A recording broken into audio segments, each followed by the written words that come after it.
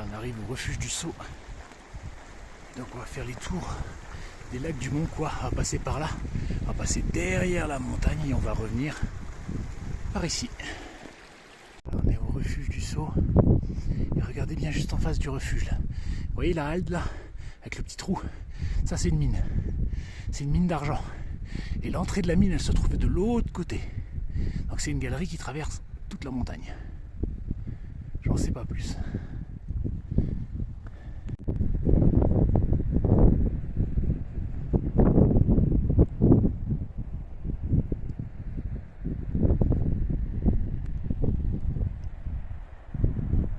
Nous on va passer par là.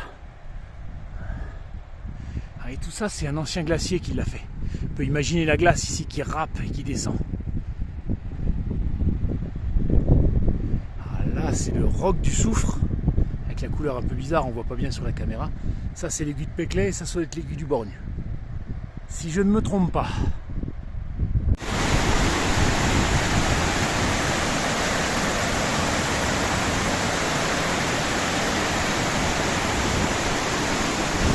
Alors, petite indication, quand vous arrivez au pont ici, là vous avez le panneau qui vous indique refuge de Polsey.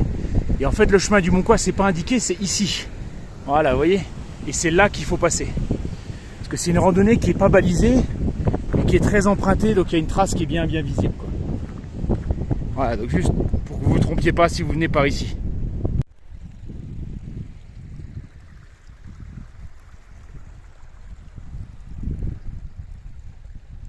Et voilà, dans les lacs du Moncois, voici le premier. Il est tout petit, il est au pied de la cascade là.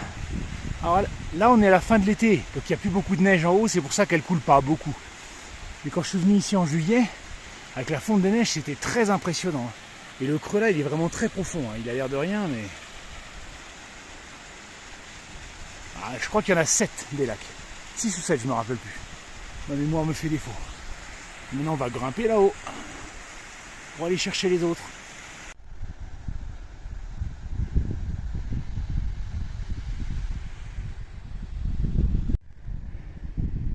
Glacier de Gébrolaz ou Gébroula, je sais pas si on prononce le Z, je sais jamais.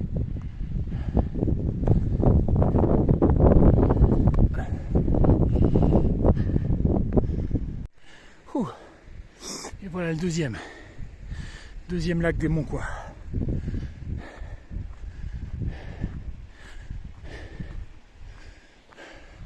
Le troisième il est derrière la chute. Alors il y a un petit peu d'escalade pour arriver jusque là, mais ça reste possible. Par contre après ça devient super dur la randonnée. Si je me souviens bien, il faut passer par là et arriver là-haut. Si mes souvenirs sont justes. Parce qu'après ici le chemin s'arrête, après c'est qu'au cairn, c'est à vous de vous démerder.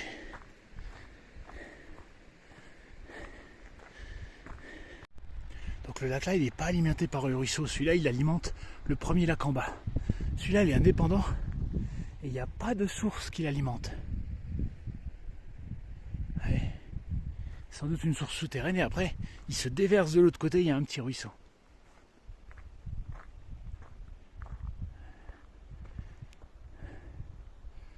Magnifique.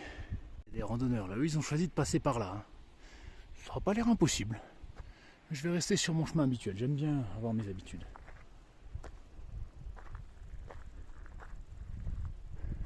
Il y en a un autre ici là, un tout petit qui est planqué. Celui-là on va dire que c'est le lac 2,5. Voilà. Regardez la vue sur le glacier là-bas.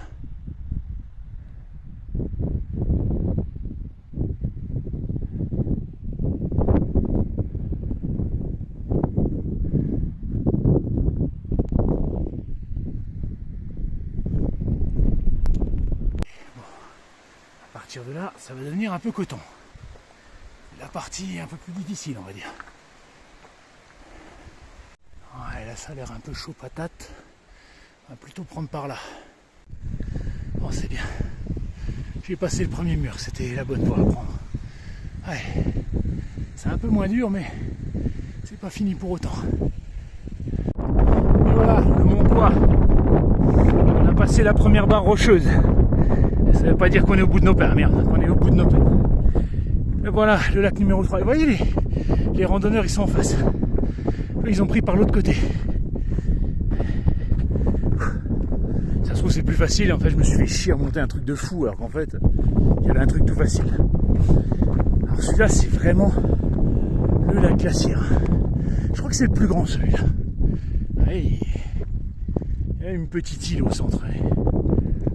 Et celui-là, il se déverse et c'est lui qui donne la cascade. Mais il n'est pas en communication avec le deuxième lac qui sont indépendants. Magnifique. Ça aussi, c'est un endroit très paisible. Bon, et maintenant, il va falloir attaquer le verrou suivant. Il va falloir grimper cette merde là. Allez, en piste.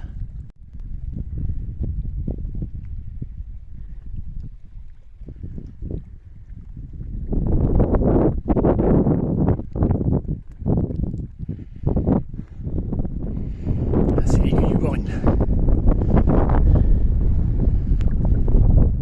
Et voilà, on a une vue complète là. Sur le 3e lac des Moncois.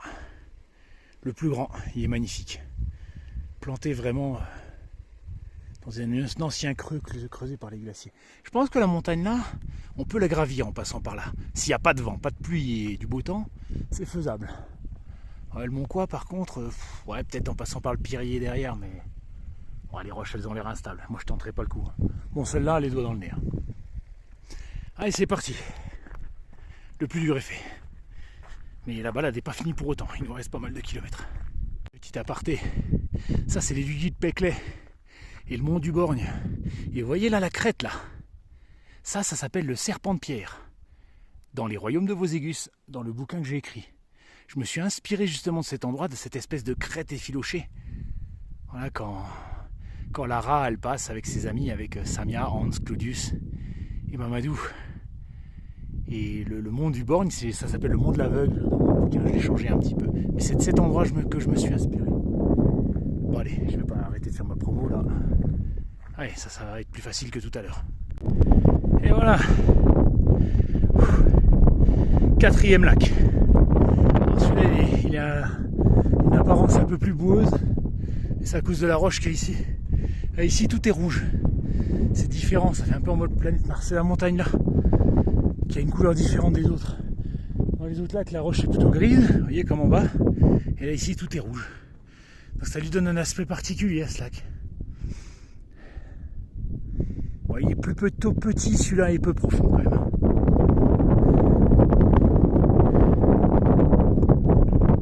Allez, on dit au revoir au 4e lac, qu'est-ce que je dis? Et on va poursuivre. L'aiguille du Borgne. Le Moncois. Allez, l'axe suivant il est facile à rejoindre. Le 5e. Et voilà. 5e lac. Bon, normalement c'est le dernier celui-là. Et je me rappelle, j'étais venu ici il y a 7 ans je crois. Mais j'étais venu en juillet, fin juin, début juin, il y avait encore de la neige partout. Et le lac là était recouvert de neige, il y avait juste un tout petit morceau de flotte au milieu. Et je me souviens, je m'en étais pas approché de peur de passer à travers la neige. Et là, je me souviens, il y avait de la neige rose. À cause de la bactérie là, qui donne une couleur rose à la neige en été. Allez, on voit le 4e lac là de loin. Regardez la masse de cette moraine. C'est-à-dire qu'ici, au Moyen-Âge, il n'y avait pas de glacier. Et au XVIe siècle, quand il y a eu le petit âge glaciaire où il y a eu un léger refroidissement planétaire, léger, eh bien un glacier qui s'est reformé ici et qui a poussé cette moraine. Et ensuite ça a fondu et ça a disparu. Donc on voit la force du glacier, vraiment ce que ça peut pousser comme pierre et comme roc. Magnifique. Alors je vais aller voir un petit peu derrière. Et après on va passer par là, ça s'appelle le vallon ocre, la vallée ocre, ou je sais plus trop quoi. Pourquoi? Ben, vous vous en doutez bien. Tout est de couleur ocre. On a vraiment l'impression d'être au Far West ou sur Mars. C'est vraiment très beau. Mais d'abord je vais aller voir un peu là-bas. Alors là ce qu'on voit, c'est le col des Fonds. Il y a un petit, faut suivre, faut se démerder. Et après on arrive au refuge de Peclet derrière. Bon nous on ne va pas y aller. Et vous voyez ça? c'est la preuve qu'il y a de la glace en dessous. Il y a encore de la glace. Un très vieux glacier qui doit subvenir en dessous. Mais officiellement, c'est plus un glacier quand il y en a si peu. Mais c'est les cailloux là qui forment comme un couvercle et qui la protègent en dessous. Regardez la taille de ces moraines, quoi. Ça, c'est l'aiguille du fruit là-bas. Juste là, ça, c'est l'aiguille du fruit. Bon, je suis pas spécialement en retard. Je vais aller contempler le lac depuis le haut de la moraine. Voilà. Au sommet de la moraine. Et tous ces tas de pierres, tout ça c'est le glacier qui avance, qui fond, qui avance, qui fond, qui forme toute cette masse là.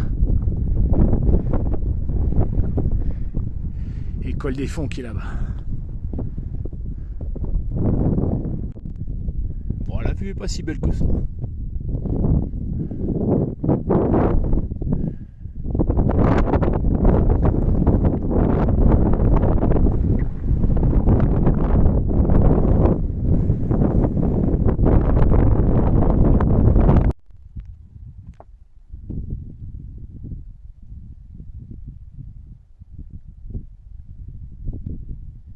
Ça, c'est incroyable. J'aurais jamais imaginé qu'il y avait encore un glacier ici. C'est bien un glacier, hein, le fameux glacier disparu des Fonds. Allez. Bon, faut pas s'approcher de trop près, il y a des caillasses ici. Il vient d'y avoir un éboulement. Putain, une pierre comme ça, tu la prends sur la gueule. Tu le sens passer. Oh, ici, ça va. Allez, ça tombe de partout. C'est-à-dire que sous cette moraine-là, eh ben, il y a encore un vestige du glacier qui survit. Comme ça. Oh, je l'aurais pas imaginé. Allez, touche ça porte-bonheur.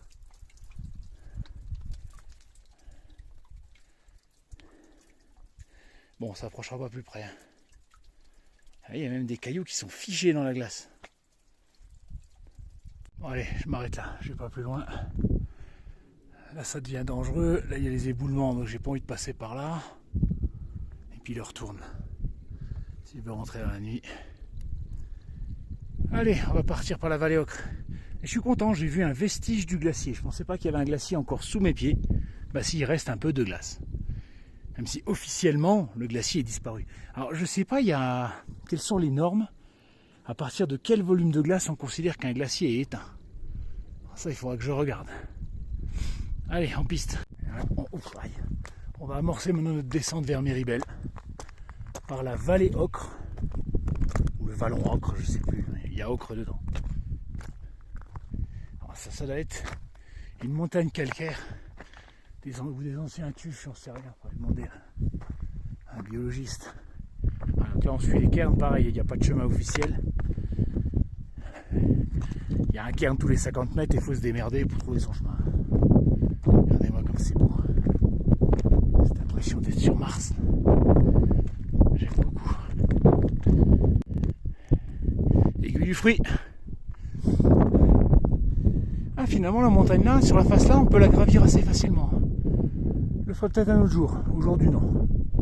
Prochaine fois, je reviendrai ici, je ferai le col des Fonds et puis une autre montagne. Là, aujourd'hui, mon objectif, c'était les lacs.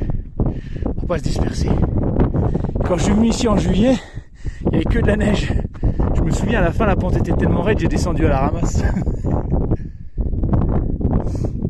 Allez, c'est parti. Ici, donc on sait que c'est là qu'il faut aller, puis après, il faut se démerder. Alors attention, ne sous-estimez pas ce genre d'endroit. Ça a l'air plutôt facile, mais il y a certaines pierres qui sont très instables. Et une pierre de 40 kg, vous le prenez sur le tibia. Alors certes, ça ne vous tuera pas, mais ça fera mal quand même. Hein. Pas autant que d'enfourcher un vélo qui n'a pas de selle, mais ça fait très mal quand même. Hop.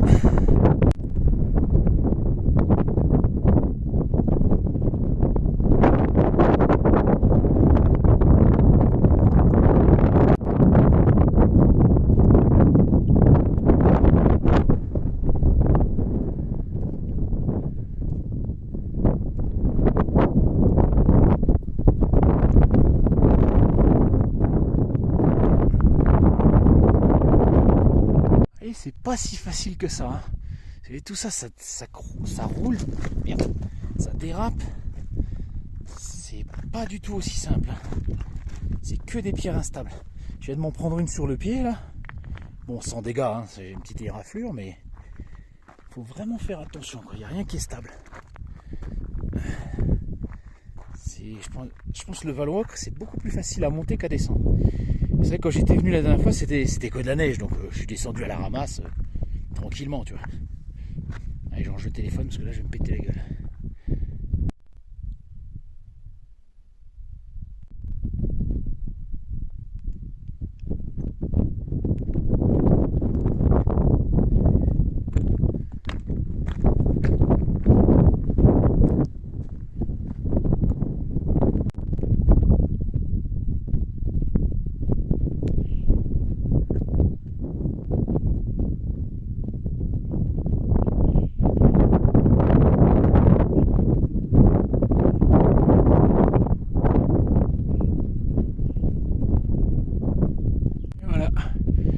Au revoir à la vallée Ocre.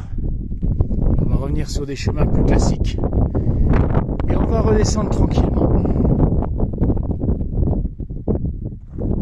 vers Méribel et on va se faire un bon café bien chaud ou un bouillon pompe même si bien frais. Je vais pas réfléchir, je me laisse le temps de décider.